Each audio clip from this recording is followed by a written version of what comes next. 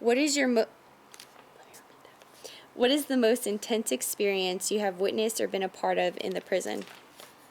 Obviously, I've seen stabbings, inmates get stabbed, um, but the most recent one was I was working in one of the prisons, and I had turned around and I seen two inmates fighting inside the chow hall, and the lieutenant was standing there talking with me because we know each other for 5, 6 years. He came in and said what's going on, and I seen it. I turned around and said, "Oh my God!"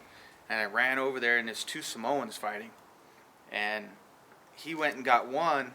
I mean, obviously, I called it in on the radio, said, "Hey, we got to fight in the chow hall," and I ran and grabbed the other one. I grabbed him and I pulled as hard as I could, tackled him down, and there was all these other inmates just standing around. I mean, you got 500, 600 people in the chow hall at one time, and I landed on my shoulder. I sprained my shoulder, and that was the most recent.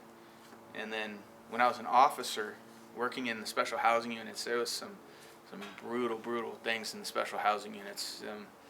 That's where you get some really bad guys, and they can slip their handcuffs and do whatever they need to do, and it was intense inside a shoe.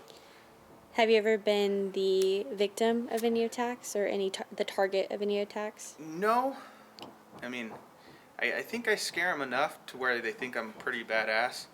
You know, if they say, "Hey, we want to fight," I say, "Let's go," and then they, and don't tell my wife that because then she'll get mad. That's so funny. So they ask you to fight? Well, they'll say, "Hey, you think you?" And I say, "Well, let's do it. Come at me." Yeah. You know, I don't want to go. I don't say, "Hey, let's go in the back room and want to fight." I don't. You know, they challenge me. I say, "Let's go." They think that their mouth or they're an inmate. They think that, you know, they can say, "Hey."